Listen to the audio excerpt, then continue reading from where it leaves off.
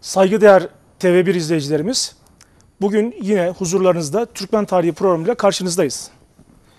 Programımızı araştırmacı yazar Sayın Durmuş Ceylan Hocam'la beraber sizlere sunmaya çalışıyoruz. Sayın Durmuş Hocam hoş geldiniz. Teşekkür ediyorum Sayın Karakaya. Nasılsınız? Çok teşekkür ediyorum. Allah iyilikler versin. Sayın Hocam bu haftanız bayağı yoğun geçti galiba bildiğim kadarıyla. Evet tabii ben yayına başlamadan önce yine her zamanki gibi TV1 ailesine ve bizi izleyen tüm seyircilerimize saygı ve selamlarımı sunuyorum. Bu doluluk giderek daha genişliyor Sayın Karakaya. Tabii bir taraftan küçük küçük seminerler ve toplantılar hafta içerisinde serpiştirdik. Yoğunluğunuzu biliyorum. Bu arada saygıdeğer izleyicilerimiz, Sayın Durmuş Ceylan Hocam yeni kitabını çıkarttı. Hepinize de tavsiye ederim. Sayın Hocam yayına başlamadan önce bu kitabımız hakkında bize kısaca bir bilgi verebilir misiniz? Tabii ki ben teşekkür ediyorum. Bu kitap biraz alın teri, biraz emek dolu, hatta biraz fazla emek dolu Sayın Karakaya.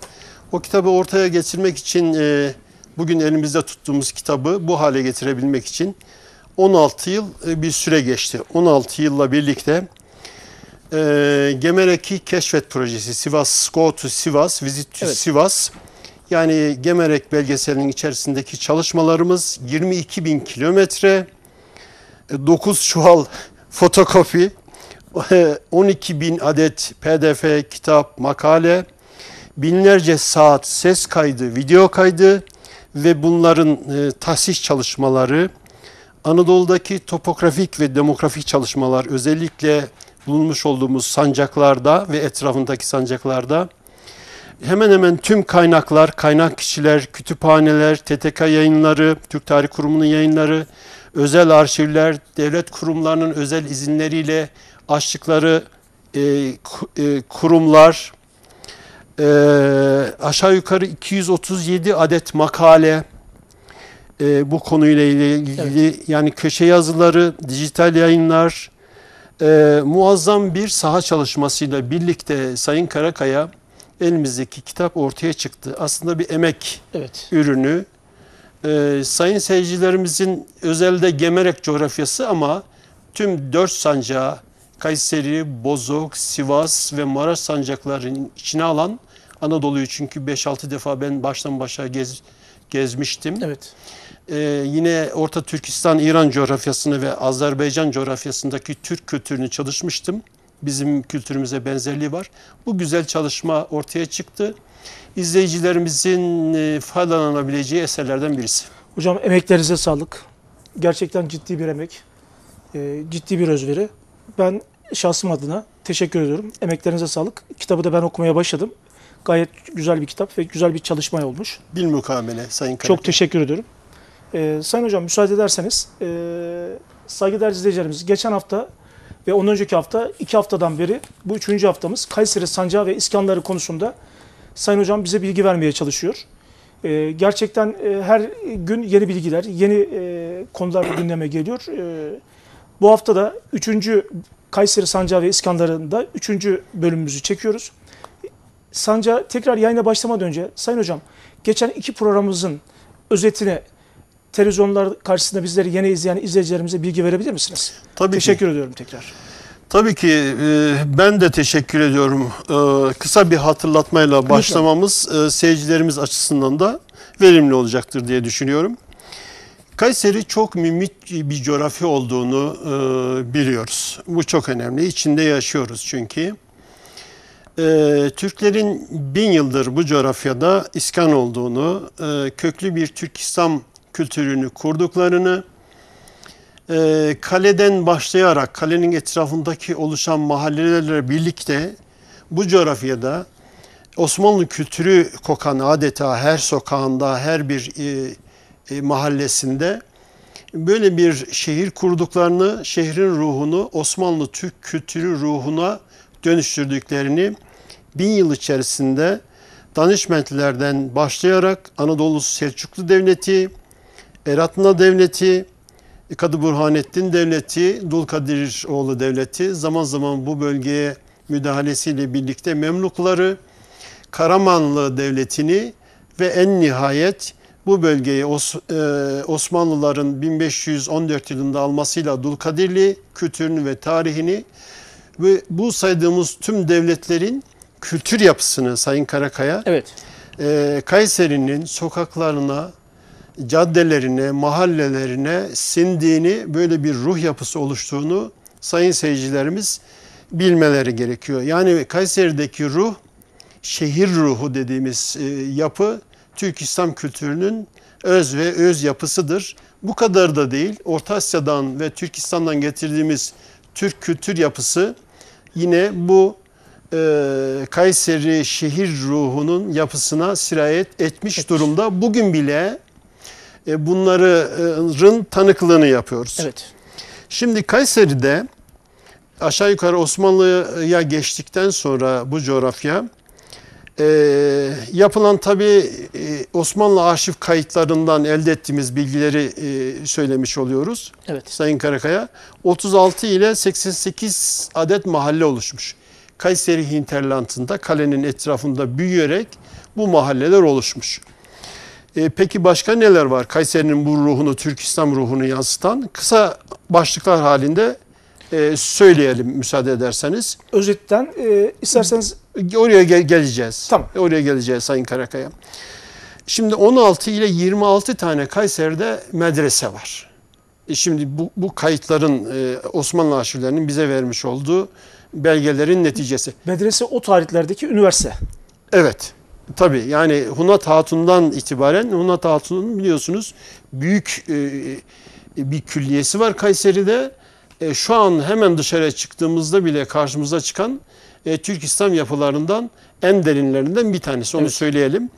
Şimdi 16 ile 26 tane medrese olan başka sancaklar da var ama ben Halep sancağını işlemiştim, çalışmıştım. Evet. Halep ve Şam sancakları ilim yönünden çok zengin. Fakat Kayseri'nin 26 medresesi olduğunu arşiv kayıtlarından toparladığımda 16, 17, 20 arasında bir şey biliyordum. Çok şaşırdığımı söylemeliyim. O zaman Kayseri bir medreseler şehri, bir kültür şehri, bir ilim şehri diyebiliriz. Evet. Şimdi başka neler var? Bir yönüyle de Kayseri bir vakıflar şehri. Vakıfların ne kadar Türk İslam kültüründe önemli olduğunu, temel taşlarından birisi olduğunu daha önceki programlarda söylemiştik. Evet. 139 tane Kayseri'de vakıf var. 139 tane. Evet. Yani bu inanılmaz bir rakam. 46 tane zaviye var. İnanç yönünün zenginliğini ortaya koymak açısından söylüyoruz bunları. 36 tane, 35-36 tane tespitlerimize göre cami var. Yine 45'in üstünde irili ufaklı mescit var. Şimdi 46 tane zaviye, 35 tane cami, 45 tane mescit ve ortalama söylüyorum 26 tane medrese olan bir Kayseri şehrini şöyle bir hayal edelim. O tarihlerdeki nüfus nasıl hocam? Aşağı yukarı yani 10 bin, 12 bin, 20 bin, 30 bin değişik tahriratlarda, tabii. Değişik zamanlarda azalan ve çoğalan nüfus yapısı var. Sosyolojik sebeplerden dolayı bunu sayın seyircilerimiz önceki programlarımızdan hatırlar. Fakat şöyle şu tablo bize Sayın Karakaya, Kayseri şehrinin bir ilim şehri, bir hayrat şehri olduğunu, bir cami, mescit yani dini yönden çok köklü bir kültürün şehri olduğunu, burası yaşanılası bir şehir olduğunu coğrafya olarak da söylemiştik biliyorsunuz. Evet. Mümbit topraklar, Kayseri Ovası, hemen güneyinde çok güzel İpek yolu üstü. İpek yolu üzerini onu tabii çok önemli. Şimdi Kayseri'ye çıkıp etrafımıza baktığımızda zaten bu tarihi eserlerin varlığıyla 100'ün üzerinde kısaca Kayseri'ye gelen seyircilerin ziyaret etmesi gereken tarihi ve kültür yapıları var. Bunu bugün itibariyle belediyelerimiz ve diğer resmi kurumlarımız bu sayıyı hızla geliştiriyor ve değiştiriyor. Evet. Yani Kayseri'nin caddelerinin temizliği, sokakları, yapısı, ana arterler, şehir merkezinden hinterland'dan geriye doğru çıktığımızdaki o muazzam yapı, yeşil dokunun yeniden kazandırılması, Erciyes'in hakeza bir çekim merkezi, cazibe merkezi olması, kayak merkezi, diğer sosyal tesislerinin buna ilaveten genişleyerek yayılması, Kayseri'yi muazzam bu tarih ve kültürün yapısıyla birlikte muazzam bir şehir olması, turistik yapısının öne çıkması hesabıyla yani ender şehirlerimizden birisi olarak önümüze getiriyor.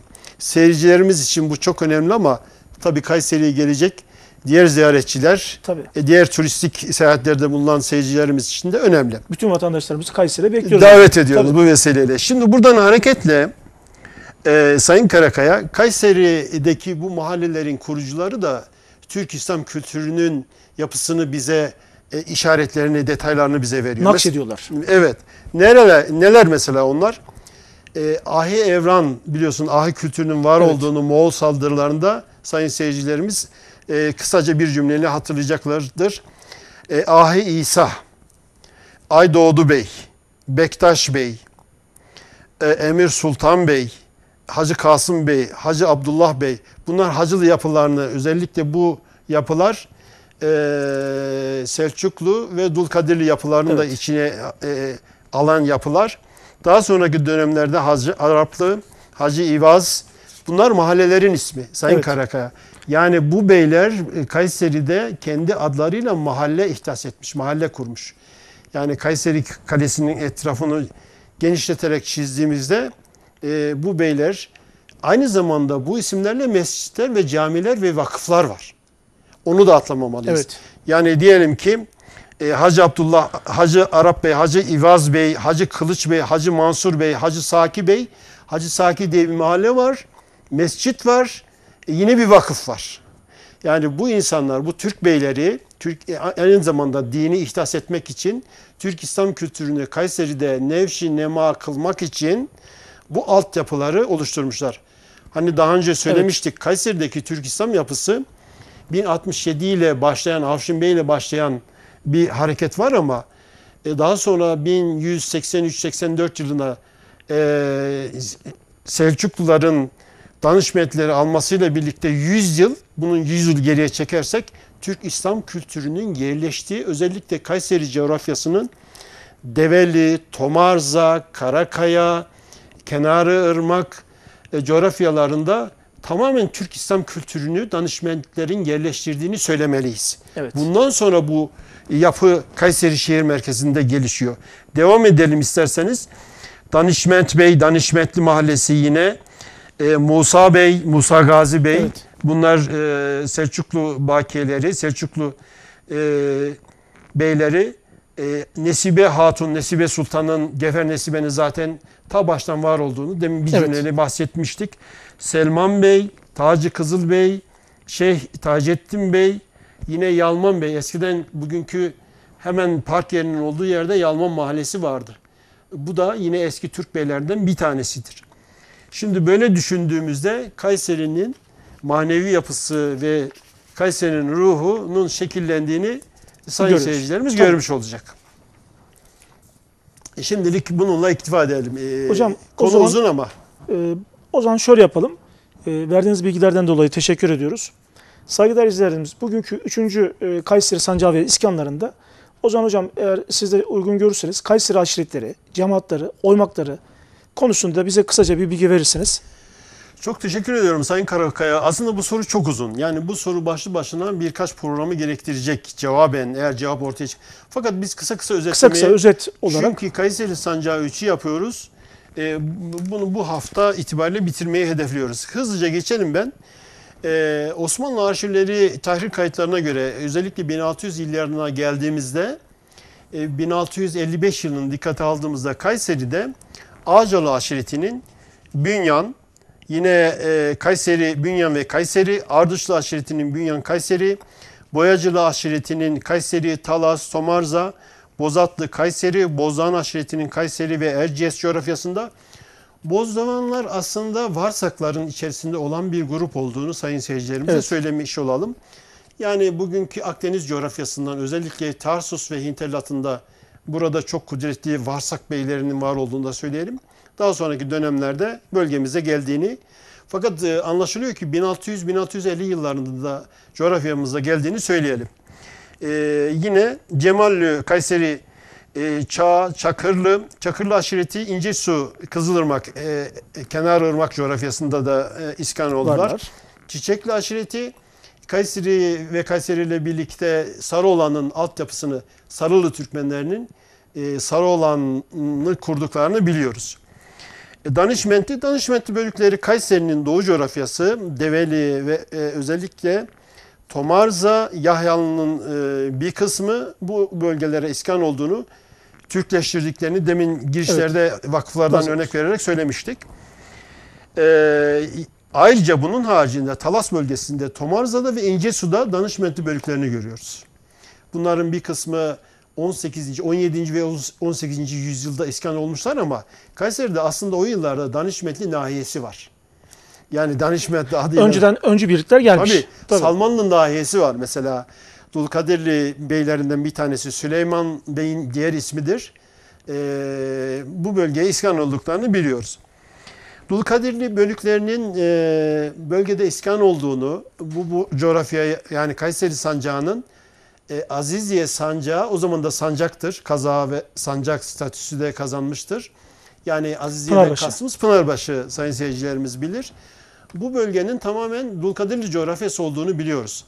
Bu konuda çalışan çok değerli yazarlarımız Sayın Çayırdağ, Sayın Mehmet Bey, Seyit Burhanettin Bey, akademisyen profesörlerin çalıştığını, Kayseri'nin tahriratlarının çıktığını biliyoruz. Buradan hareketle yine Turaçlı, Duraçlı bu Çorum coğrafyasından geldiklerini biliyoruz.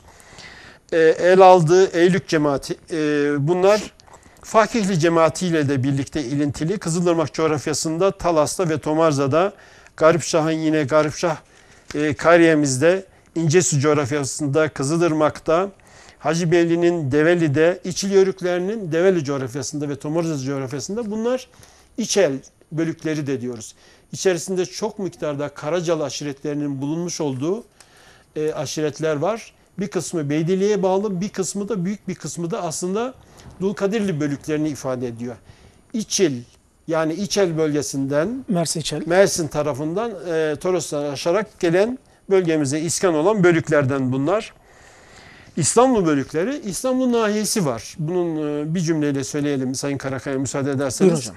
İstanbul nahiyesi ve Kenarırmak nahiyesi aynı coğrafyada.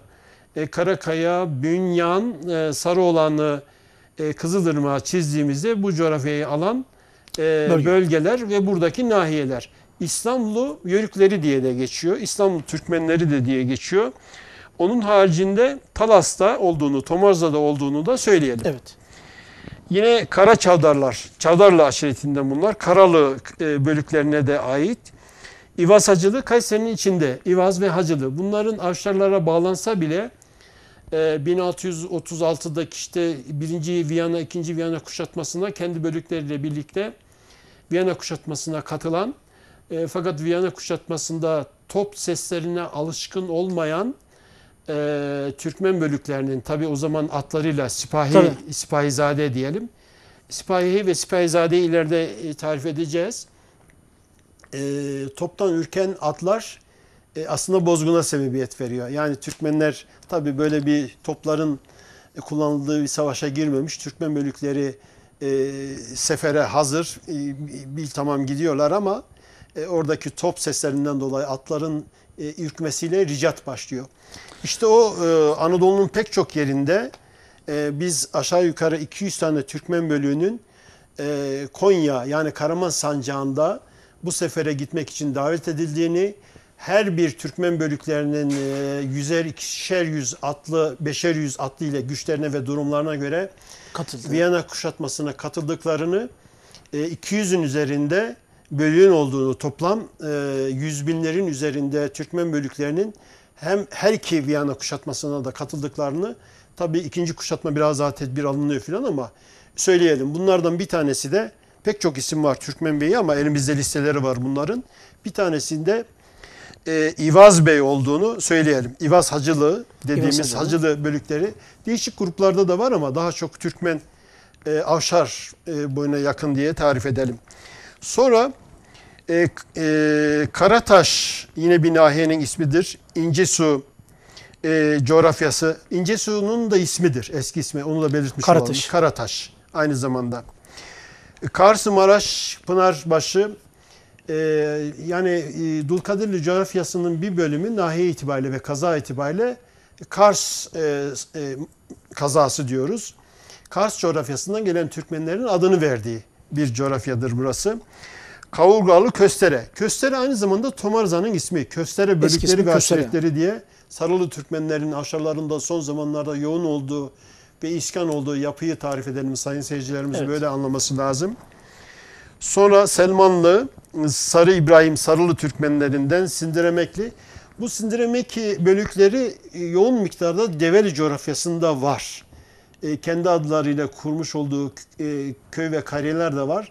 Yani Erciyes'in bize göre güneyi yani tarafı. Develi coğrafyası, Yayhalı coğrafyası arasındaki sulak ve mümbit topraklarda ki o köylerin tamamına yakını Sindiremeki aşiretlerindendir. Süksün köyünü kuran aynı zamanda Kızılırmak coğrafyasında olan Süleymanlı, yine Pınarbaşı'nda Şamlu, Pınarbaşı coğrafyasında Şamlı'ya biraz parantez açalım. Şamlı Türkmeni dediğimiz veya Halep Türkmeni dediğimiz Halep Türkmenlerin içerisinde 1071 yılından sonra Van Denizi'nden, Muş Ovası'ndan, Kerkük, Musul üzerinden bugünkü Halep coğrafyasına, Halep sancağına inen ve bu bölgede yetişen çok büyük Türkmen kütlesi var. 80 bin ile 120 bin çadır arasında Sayın Karakaya, bu büyük bir yükün. Daha sonra devlet teşekkülleri var. Fakat bazı baskılar var. Memlük Devleti'nin baskısını görüyoruz bu coğrafyada.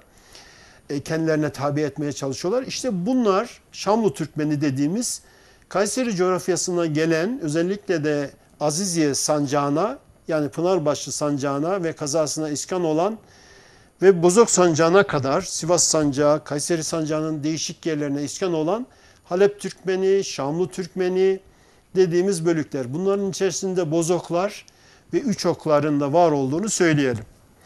Şimdi Toylu, Tuğlu Türkmeni bu aynı zamanda Turhanlı, Turhamunlu, Turhan Bey'in aşiretleridir. Tomarza'da iskan olmuşlardır. Uluyörük bölükleri. Uluyörük bölüklerini biz İlbeyli'den tutun da Göceli, Gökçeli, Özlü bölükleri, hatta Farsakların bir kısımları da buralarda kayıtlı olanlar var.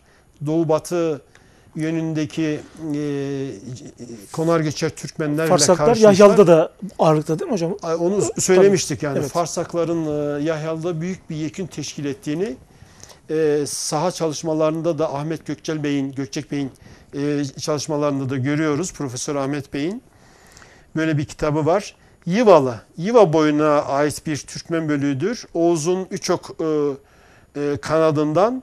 Bunlar Bozatlı, Erciyes'in etrafında, Kızılırmak'ta, Karakaya'da, Talas'ta ve Tomarza'da iskan olduklarını görüyoruz. Daha sonraki dönemlerde Yörükler grubu ama genel bir grup, Yeriklerde, Türkmenlerde desek bunların hepsini ihtiva eden yapı. Yani Konargöçer Türkmenleri anlamalı sayın seyircilerimiz buralardan. Yüzdeciyan dediğimiz Konargöçer olan farklı defterlerde, farklı zamanlarda yazıldığı için Yüzdeciyan ifadesi kullanılmış. Vergi hesabıyla, vergi tahsili nedeniyle. Yani Yüzdepare, Yüzdeciyan, Zakirli, Zamantı ve Zekeriya bölükleri.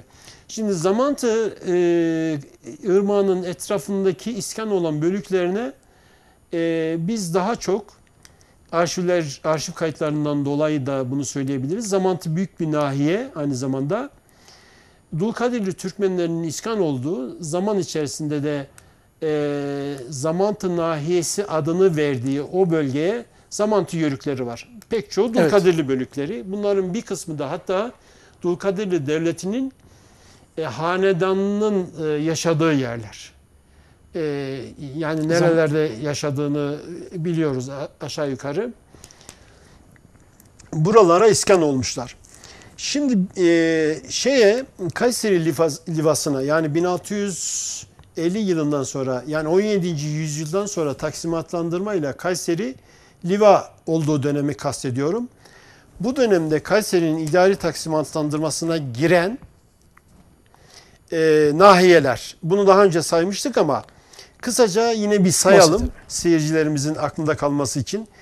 Cebeli Ali, Ali Dağı burası, Sahra, Koramaz, Malya, Karakaya, Hınzırı, Kenarı Irmak, İstanbul, Karataş, Karahisar, Develi, Köstere, Çörümşek, Zamantı, Pınarbaşı. Şimdi bu nahiyeler Kayseri'nin daha çok doğusunu ifade ediyor. Evet. Yani Dulkadirli coğrafyasını ifade ediyor. Bunların da, bu nahiyelerin de ismi İskan olan Türkmenlerin adıyla anılan, adını daha doğrusu İskan olduğu nahiyeye veren Türkmen bölüklerinin, Dulkadirli Türkmenlerinin de ismidir bunlar. İsimleri. Hem nahiyelerin ismi hem de daha ziyade bu dönem için, özellikle Liva döneminde Kayseri'nin Liva olduğunu, yani 17. yüzyıldan sonraki tarih söylersek, peki bunlar neler? Yani 17. ve 18. yüzyılda Kayseri coğrafyasına iskan olan Türkmenler neler? Şimdi Sayın Karakaya, Kayseri iskanlarını, Kayseri sancağı iskanlarını sayarken sayın seyircilerimize bir not söylemiştik hatırlarsanız. Yani ana başlık. Bütün coğrafyalarda, Anadolu'daki bütün coğrafyalarda iskan dönemleri farklı zamanlarda, farklı yüzyıllarda, farklı sebeplerden, farklı sahiplerden dolayı iskan dönemleri farklı. İşte bu 18. yüzyıla geldiğimizde de deminki saydığımız yani 1656-1650 yılları Osmanlı arşivlerinden aldığımız bilgiler dersek eğer, bundan sonra ne olmuş? İskansız kalmamış Tabii. Kayseri. İşte o dönemde yani Liva döneminde iskan olan aşiretler şunlar: Avşar bölükleri. Miri Avşar diyoruz. Yani Avşar'ın yönetici bölükleri bunlar. Haremeyn bölükleri. Şimdi Haremeyn bölükleri daha çok sadarete vergilerini toplayıp gönderilen bölükler. Bunların yükünleri düz araziler. Yani arazi ve toprak yapısıyla ilgili ileride bunları söyleriz. Güvenilir aşiretler biraz daha fazla mı oluyor hocam? Biraz öyle ama daha çok toprak yapısının gelirleri ve bu iratların Haremeyn'e gönderilmesiyle de ilgili. Bunların bir kısmı aslında oradan şeye de gönderiliyor. Mekke, Medine'ye giden hacılar vasıtasıyla oraya gönderiliyor. Yani sancaklar arasındaki bunların geçişleri, güzergahları, güvenliğini temin eden gruplar da var. Haremeyn yapısı diyoruz bunları. Mesela bu Haremeyn aşiretlerinin bir kısmı Hızır Gömülgen nahiyesinde, yani bugünkü Akkışla'da iskan olduklarını biliyoruz. Haremeyn aşiretleri ama aslında o yapı oradaki Kuzugüdenli, daha çok Beydili bölükleri, Bayatboyu'nun alt grupları, daha sonraki dönemlerde Akkışla nahiyesi, yani Kuzugüdenli nahiyesi, Akkışla ilçesini bahsediyorum. Evet. Yani 1889'daki ismi Akkışla ama daha önceki dönemlerdeki Kuzugüdenli nahiyesi olarak kayıtları, biraz sonra bahsedeceğiz onları. Onlar. Rişvan aşiretleri çok büyük kütle ile Kayseri coğrafyasına iskan oldular. Yine 1600'lü yıllardaki tahrir defterlerinden Rişvan aşiretlerinin, yani Lekvanik aşiretlerinin, yani Bozulus kütlesinin, cemaatlerinin büyük bölükler halinde Kayseri coğrafyasına geldiğini, Maraş sancağından yukarı çıkarak, yani Malatya sancağı, Maraş sancağı, Adıyaman, yani Hısn-ı Mansur dediğimiz sancaktır Adıyaman'ın ismi. Bugünkü Delikan, Çelikanlı aşiret gruplarını söylüyoruz. Evet. Geçen hafta bir cümleyle bahsetmiştik. Bu bölgeden kütleler halinde büyüyerek, gelişerek Türkmen aşiretlerinin Kayseri sancağına iskan olduğunu, bunların da 18. yüzyılda hatta 19. yüzyılda Kayseri sancağının değişik yerlerine, hatta Ankara sancağına kadar Niğde sancağının bir kısmında Bektiklerle birlikte buraya dahil edebiliriz. Buralara iskan olduklarını biliyoruz. Şimdi o zaman Kayseri coğrafyasının son iskanlarını biraz sonra birkaç katkı daha yapacağız. Evet. Bunlar olduğunuz Yeniyil aşireti. Yeniyil yine Sivas'ın kuzeyi, Ulaş, Mancınık bölgesi, Kangal, Gürün, Aziziye, Şarkışla coğrafyasını içine alan büyük bir kütle. Büyük bir coğrafya. Buradaki aşiretler de büyük bir kütleyi oluşturuyor. Yeniyil aşiretleri dediğimiz. Sonra sancak da olmuş burası. Kaza statüsü de var. 1839'lara kadar burası Yeniyil sancağı ismiyle anıldı. İlhan Şahin Hoca, profesör Kırşehir'den Ben teşekkür ediyorum. Çok güzel bir yayınlanmamış bir tezi var. Yenili Türkmenleri diye. Bu coğrafyadaki Türkmen gruplarını çalışmış. İçerisinde Beydilli var, Bozok var, Üçok var, Halep Türkmenleri de var. Özellikle Beydilli çok fazla. Kayseri Sancağı'nın ilgisi var buranın. İşte son iskanlardan bir kısmı Bu bölgeye. yani Kayseri Sancağı'nın olduğu bölgeye iskan olmuş. Tecirli bunların içerisinde, Hanakay bunlar Kafkas bölükleri diyeceğiz bunlara. Yine Lekvanik saymıştık Rişvanların içerisinde. Evet. O da Bozulusun içerisinde. Türkanlı, Terkanlı, Tirkanlı dediğimiz Alparslan Türkeş'in de yine rahmetlinin Pınarbaşı coğrafyasında atalarının bunlara bağlı olduğunu bildiğimiz, sonra da Kıbrıs'a gönderilen grupların içerisinde İçil'den Kıbrıs'a, hem İçil coğrafyasına yani İçel ilimize, oradan da Kıbrıs coğrafyasına iskan olan bölüklerden pek çok bölük var ama yani bugün Kıbrıs'a bu coğrafyadan hangi bölüklerin, hangi cemaatlerin, hangi Türkmen gruplarının gittiğini, kabilelerinin gittiğini biliyoruz. İşte o bağlamamız hesabıyla yani adı bilindiği için söylüyoruz. Buraya ait eski Türk köklü Türk bölüklerinden bir tanesidir. Pehlivanlı aşiretini, yani Karakoyunlu aşiretinin, Karakoyunlu ve Akkoyunlu bir devlettir. Bu coğrafyadan yıkılmasıyla birlikte Akkoyunlu yıkmıştır Karakoyunlu'yu. O coğrafyadan bu tarafa peyderpey gelen bizim coğrafyamıza ve bu coğrafyada iskan olan bölükleri kastediyoruz Sayın Karakaya. Diyelim kısaca. Fakat konuya daha sonra sorunun üzerine devam edeceğiz. Sayın Hocam, Kayseri genelinden de biraz önce zaten bahsetmiştik. Evet. Mahalle sayıları, diğer şeylerle ilgili. Türkmen aşiretleri. Evet hocam. Onlardan da bahsettik. O zaman hocam özellikle 17. yüzyılda Kayseri'de, Sancağı'nda iskanları hakkında da bir bilgi verebilir misiniz? Tabii, çok teşekkür. Zaten Kayseri geneli biraz önce bahsettik. Bahsettik kısaca ama yine ilave etmek istediğiniz bir şeyler varsa. Edelim. Ben teşekkür ediyorum. Aslında bunlar Sayın Karakaya, her ilçeye göre Kayseri'nin 16 tane ilçesi var. Yani merkez 2 tane ilçesi var. Hatta Talas'ı da bunların içerisinde. Erkilet bugün ama Erkilet'in tarihi de yine biraz daha geriye gidiyor. Erkilet hinterlandında, yani Sarımsaklı Ovası'na iskan olan Türkmen bölüklerini düşünmeliyiz. Burada Bozok'un ve Üçok'un, Oğuz Yapkı'ya bağlı, Oğuz Türkmenlerine bağlı pek çok bölükleri var.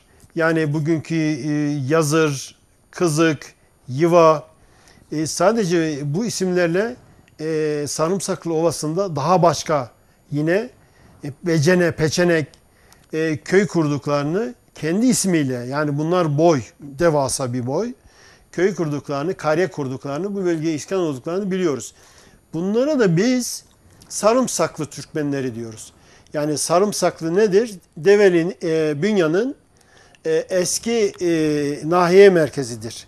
Bugünkü Sarımsaklı Barajı'nın olduğu yer, küçük bir köy. Yani karayolu ve demiryoluyla bağlantılı, Kayseri'ye aşağı yukarı 30 kilometreye yakın mesafedeki nahiyeyi bahsediyoruz. Daha sonra Bünyan-ı Hamit ismiyle, yani 18. yüzyılın sonlarında 19. yüzyıl içerisinde Sultan Abdülhamit'in adıyla ismi değiştirilerek daha sonraki Bünyan'ın da gelişmesiyle birlikte bugünkü Bünyan ilçemizi görüyoruz. Yani bu coğrafyaları kısaca düşündüğümüzde peyderpey bahsettik ama tamamen Türkmen bölüklerinin, Türk bölüklerinin, yani Oğuz Türklerinin ağırlıklı olarak bu bölgelere, bu coğrafyalara iskan olduğunu sayın seyircilerimiz hatırlamalılar. Şimdi buradan hareket ederek Sayın Karakaya, 18. yüzyıldaki iskanları da bahsedeceğiz ama kısaca 17'den... ondan önce 17. yüzyılda Türkmen bölüklerine kısaca bakalım. Ahsen Gazili, Akdağlı, Alişehli, Alişarlı, Arıklı, Burunkesenli, Çalatlı, Çarıklı, Çiçekli, Çomaklı, Dağlı, Demircili. Şimdi bunların Kayseri'nin bütün nahiyelerinde, coğrafyalarında iskan olduğunu söyleyelim. Yani özel olarak zaman zaman birinci ve ikinci bölümde girip Kayseri'nin ilçelerini bahsettiğimizde söylemiştik. Hadi bir şey yapalım. A harfiyle başladığımız için Akkış'tan bir örnek verelim. deminki Kuzugüden'de. sorunuzla bunu birleştirmiş Evet, olalım Sayın lütfen, Karakaya. tabii. Yani bünyana aslında birkaç program yetmeyecek. Böyle baktığımızda. Aziziye Sancağı'na yetmeyecek. Kaldı ki biz 3 ay sonra Kayseri Sancağı iskanlarını devam etmiş olacağız. O da Sayın Hocam, program öncesinde dışarıda arkadaşlarla sohbet ederken ya bizim işte Güneşli'yi niye anlatmadınız, Mancusu'yu niye anlatmadınız ya da burayı niye anlatmadınız? Aslında hepsi bir program süreç içerisinde devam edecek. Buradan da hani izleyicilerimize söyleyelim. Bunlar yarım kalmayacak. Belki gelecek hafta, belki ondan sonraki hafta bu program devam edecek. tabii aralarına serpişleri. Bir de Sayın Karakaya şu var. Bizim anlatmaya çalıştığımız Anadolu'daki Türk iskanı, Türk kültürü, Türk yapısı, Türk medeniyeti. Şimdi bizim neslimiz medeniyetini iyice hatırlaması gerekiyor. Evet. Yani hatta hiç unutmaması gerekiyor. Kesinlikle. Bizim Türk İslam medeniyeti Anadolu'da büyük bir medeniyet kurdu. Yani Türk'ün bir medeniyeti ve yapısı var. Türk coğrafyasından biliyoruz. Yani kök tengri inancı bir kısım şeyler izah edilse bile Anadolu'ya geldikten sonra tek Tanrı'ya inanmışlar Türkler. Evet. İşte bazı şeyler bu konuyla ilgili bazı tarifler, bazı yapılar var. Fakat Türk'ün büyük bir kültürü var. Türklerin yani 6000 yıllık bizim bildiğimiz, daha gerisi de var tabii ama bu kültürü örf adet dediğimiz yazılı olan, olmayan, töre dediğimiz büyük bir yapı var. Şimdi bunun içerisinde cömertlik var, saygı var, sevgi var, civanmertlik var. Yani çaresiz kalana yardım etme var. Bunlar hala bugünkü Türk neslinin Anadolu'da Türk İslam medeniyetini kuran, Türk İslam yapısını kuran bu medeniyet yapısının bugünkü güzel kardeşlerimize, genç nesillerimizin genetiğine işlemiş durumda. Şimdi biraz zaman zaman bu nesille ilgili bazı şeyler söylense bile üstünü üfleyince altından bu kor yapısı çıkıyor. Bu kor yapısı bizim medeniyetimizin aslı. Evet. Yani Anadolu'da büyük bir medeniyet kurduğumuz ve sık söylediğimiz bu medeniyetin temelleri. Şimdi bunu dışarıya çıkıp baktığımızda her yerde görüyoruz. Demin bir tarifte bulunduk girişte. Evet. Kayseri bir medeniyet şehri dedik, vakıflar şehridir, dedik. mescitler şehri, medreseler şehri dedik. Evet. Yani hiçbir coğrafyada. Peki bunlar niye kurmuş? Benim güzel kardeşim, yani bugün Kayseri'de yaşayan güzel kardeşim, şöyle sorması lazım Sayın Karakaya. Benim atalarım bu medeniyeti niçin kurmuş? Hangi sebepten dolayı kurmuş?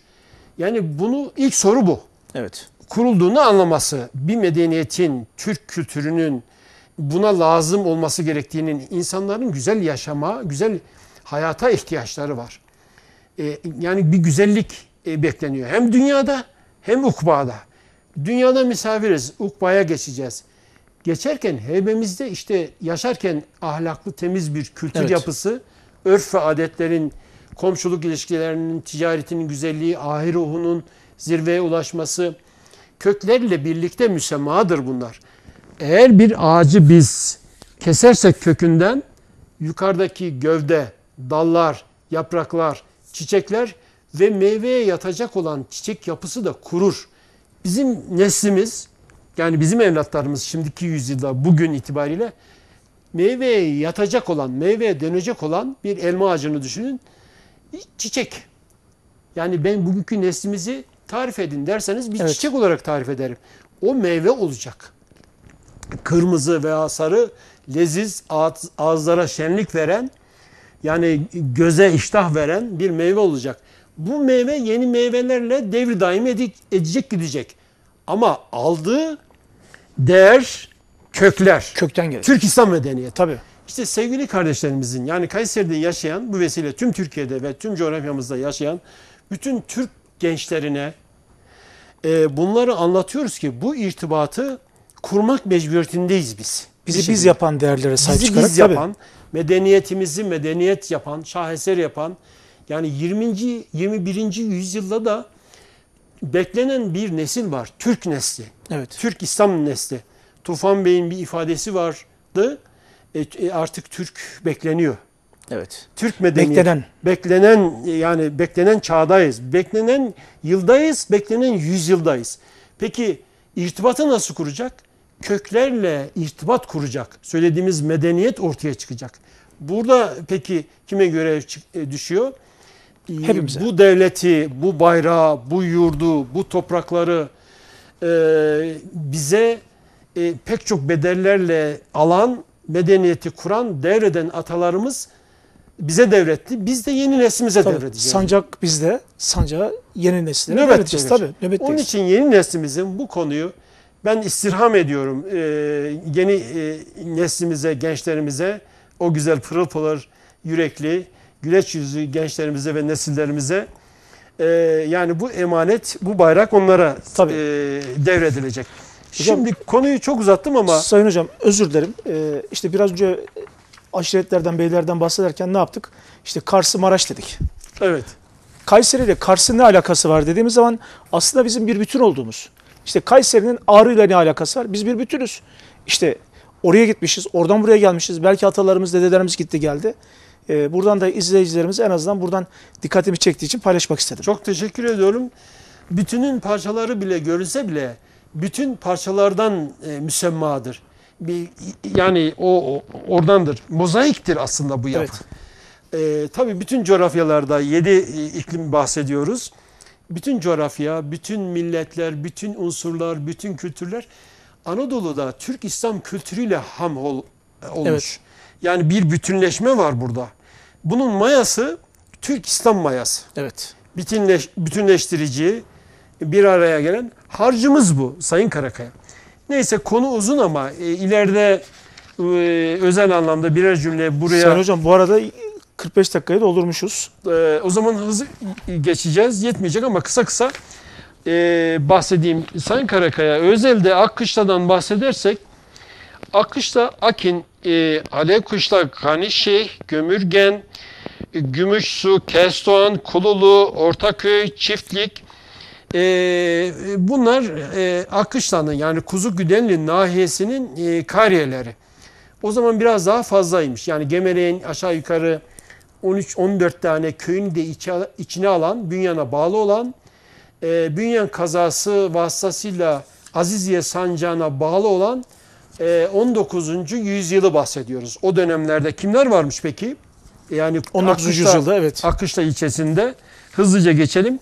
Karabekirli, Kuzugüdenli köylere göre saymıyorum. Alevkışla'da Alagönlü, Alagözlü, Uluyörük, Ganişehir'de Avanoğlu, Ganişehir, Danışmetli, İlhanlı, Girinci'de Bayat, Halep, Kuzugüdenli Türkmenleri, Gömürgen'de İbeli yani İlbeyli, Kuzugüdenli, Avşar, Abdal, Beydili, Bayat, Satırbeyli, Sofubeyli, Sofulu, Beydili, Gümüşsu'da yani eski ismi Kötüköy, Hacılı, Kazak, Beydili, Halep bölükleri, Kestoğan'da Doğanbeyli, Deliler, Tuğlu, Kesten, 9 bölükleri, Kululu'da Kuloğlu, adıdan Kuloğlu Bey, Kululu Bey diye biliniyor. Büyük bir Türkmen beyidir bu. Kulu Bey bölükleri, Bayat bölükleri ve Beydili bölükleri, Ortaköy'de İlbeli, Halep, Beydili, Yeniil, Danışmetli, Hınzırı bölükleri dediğimiz bölükler, Uzunçayır'da Manavuz denilen Manav, Danışmetli, Uluyörük bölükleri, yine Çiftlik'te çok şeye bağlı değil ama hemen altında olduğu için Elifoğlu, Çiçekli, Bozulu, Satlı, Bayat, Sarılı, Avşar ve Bayat bölünün boyunun alt gruplarını. Hepsi var orada. Hepsini. Şimdi bu nedir? Birkaç dakikamızı aldı ama Akkış'ta A harfiyle başladığı için sayın hemşerilerimiz, Kayserili hemşerilerimiz bizi bağışlasın. Bir örnek diye bunları sunduk. Bu bir dönemin iskanları Sayın Karakaya. Daha sonraki dönemlerde bu iskanlar göç sebepleri, zuhur eden göç sebepleri sebebiyle değişiklik arz etmiş. Sayın Hocam Almanya'dan Ertunç Karahan mesajı var. Almanya'dan izliyorlarmış. Selamlar var da iletmiş olayım. En azından elçiye zeval olmasın. Çok teşekkür ediyorum şey yaptıkları için, yorum yaptıkları için. Peki Kayseri coğrafyasında bunlar aynı zamanda şu sayacaklarım köylerin de isimleri %70-80 Türk ve Türkmen aşiretleri Oğuz boylarının köy kariye kurduklarını, iskan olduklarını, kendi kabilelerini o köylere isimlerini verdiklerini, zaman zaman burada değişiklik olsa bile aslını, asaletini takip ettiklerini biliyoruz. Bu sebeple bu söylediğimiz aşiret listeleri aynı zamanda köy isimleri veriyoruz ama aşiret isimlerini de vermiş olalım böylece. Şeyde kalmıştık Sayın Karakaya, Demircili, Deve Abdallı, Dinli, Kıllı, Emirhanlı, Eşkinciyen, Şerefli, Fakihli, Firuzlu, Girincili, Güzellili, Hacıpaşalı, Hacılarlı, Hamzalı, Herifli, Hüseyinli, Hüseyin Hacılı, İbrahim Fakihli, İshaklı, Kadılı, Kamanlı, Karaca Hacılı, Karaca Hasanlı, Karakoyunlu, Karamanlı, Karalar, Kavurgalı, Ketüdalı, Kınık oğulları, Kızıldonlu, Kızılviranlı, Kızıklı, Kozaklı, Köpekli, Körpeli, Köse Hacılı, Köşkeroğulları, Kuloğulları, Kurtgözlü, Kütüklü, Mesutlu, Nacarlı, Okçulu, Özcanlı, Paşabeyli, Pembeli, Perselli, Sadık Hacılı, Selmanlı, Süleymanlı, Şemdinli, Şeyhli, Tatar Şehli veya Taklı, Tatulu, Tayyipli, Terslikli, Tuğlu, Tulu veya Yeğencikli, Yeniceli. Şimdi 17. yüzyıldaki bunlar. 17. yüzyıldaki iskanlar ama sayın seyircilerimizin anlayabileceği şekle getirip özetleyerek birkaç cümle söyleyelim. Bunların büyük bir kısmı Avşar bölükleri, büyük bir kısmı yine bir kısmı Dulkadirli Türkmenleri, bir kısmı Yeni El sancağından gelenler dediğimiz Türkmenler ama büyük bir kütle Bozulus Türkmenleri. Şimdi bunların içerisinde ayrıca Farsak Türkmenleri, yani Akdeniz coğrafyasından gelen, özellikle Gaziantep ile Antalya arasındaki Ala dediğimiz sancağıdır. Bu bölgedeki Gaziantep biliyorsunuz Ayntep sancağıdır. Gazi ismini yeni aldığını bildiğimize göre. Bu coğrafyadan yukarı doğru çıkan Bozok ve Uçoğ'un kollarıdır, bakiyeleridir. Orada neler var? Ramazanoğulları, Dulkadirli bölüklerinin var olduğunu sayın seyircilerimiz kısaca bu ana grupların var olduğunu, bunların içerisinde bunlar alt gruplar. Şimdi Sayın Karakaya bir tarif daha yapalım sayın seyircilerimizin iyi anlaması için. Şimdi Türk milleti var. Türk'ün bir de budunlar var. Yani Türklerin etrafında işte Kazak, Kıpçak, Özbek, Tatar dediğimiz bir kısmı gruplar farklı tarif edilse. Evet, bunlar aslında Türk yapısının, ana kütlenin yan unsurları. Bunlar da yan unsur diyoruz ama küçük falan değil. Devasa. Özbekleri düşündüğümüzde, Kıpçakları düşündüğümüzde, yani bu yapı da çok büyük. Peki bunlara biz millet dedik. Tamam, tarif edelim. Sayın seyircilerimizin daha iyi anlaşılması için. Ana kütle, kol, daha aşağıda boylar var. Yani Oğuz'u tarif ettik. Oğuz'un Bozok ve Üçok iki boya ayırdık. Onun da 24 boyu var dedik, tarif etmiştik. Ayhan, Günhan, Dağhan, Denizhan, Yıldızhan tarif etmiştik. Sayın seyircilerimiz anlar. Bunların da yani hemen Avşar'a bir örnek verelim. Avşar'ın da aşağı yukarı 5000'in üzerinde bugün itibariyle daha fazlası olduğunu da söyleyelim. Cemaat, oba, aşiret diyelim Arapça kökenli ama daha bu arada son 5 dakikamız. Kabile diyelim, yani kabileleri var. Obaları var. Yani Avşar boyunun 5000'in üzerinde, bu coğrafyada da 1000'in üzerinde, özellikle Azizye coğrafyasında, Kayseri sancağı içerisinde, Kayseri'nin batısını da ifade ederek söylüyorum. Şimdi bunlar köy ve kariyeler kurmuş. Çoğunlukla 18. yüzyılda Avşar iskanlarının ve bugün torunları şöyle düşünebilir. Neredeyiz? İşte buralardalar.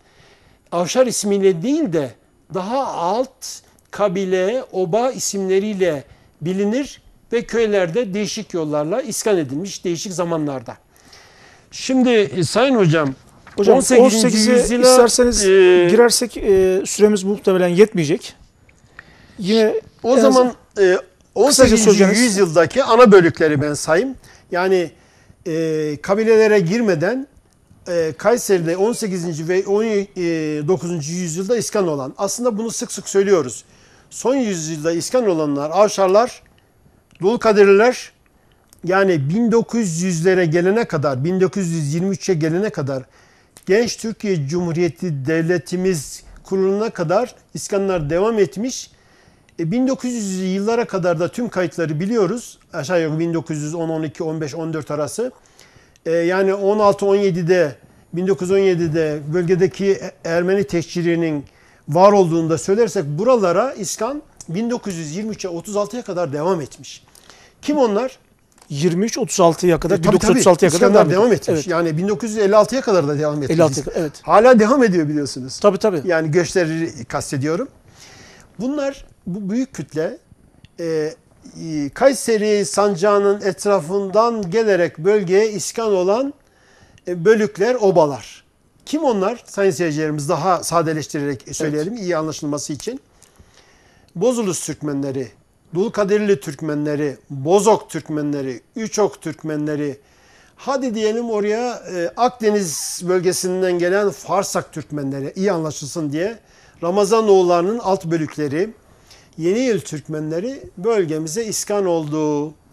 Şimdi bu iskanların var olduğunu, son dönemlerde iskan edildiğini bilelim. Şimdi 16 tane ilçeyi tek tek anlatamayacağımıza göre kısaca 18. yüzyılda 1845 Kayseri biliyorsunuz, sayın seyircilerimize bu birkaç dakika içerisinde bir hatırlatma daha yapalım.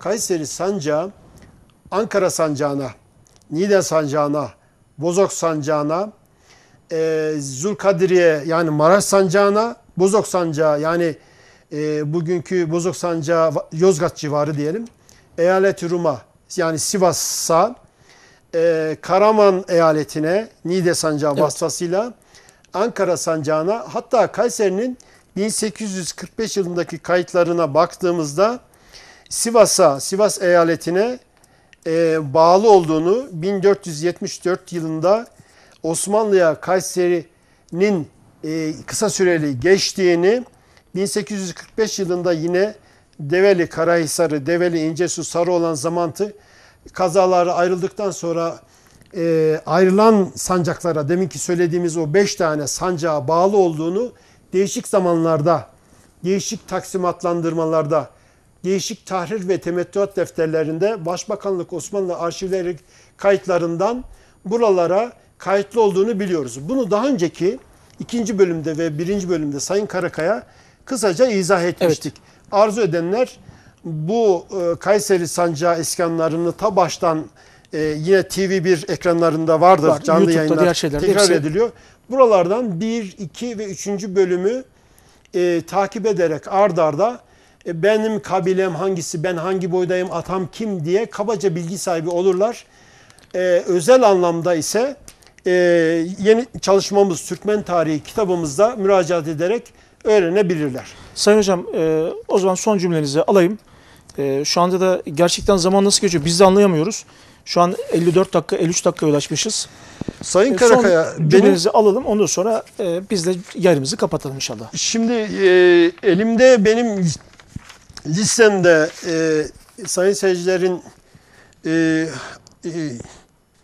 affını ben rica edeceğim. Elimizde aşağı yukarı 14 sayfa yani Kayseri sancağına dair bilgiler var ama özetin özeti. Şimdi Kayseri şöyle söyleyelim. Yani bugün 16 tane ilçe, bunlara bağlı yüzlerce köy, yine bunlara bağlı yüzlerce mezra ve alt mahalle dediğimiz, hatta bunları da dikkate alarak neredeyse 500'ün üzerinde mahalle ve iskan alanıyla birlikte 2023 yılına geldiğimizde Türk kültürünü ve Türk yapısını kapsayarak Kayseri şehir merkezi Türk İslam kokusunu şehrinin sokaklarına, caddelerine ve ruhuna ince ince sindirerek, ilmek ilmek işleyerek 21. yüzyılda 2023 yılında tarihi yolculuğuna devam etmektedir. Umuyoruz ve diliyoruz ki Kayseri özelinde, Kayseri sancağını işlediğimiz için söylüyorum, bu yolculuk yine binlerce yıl devam etsin.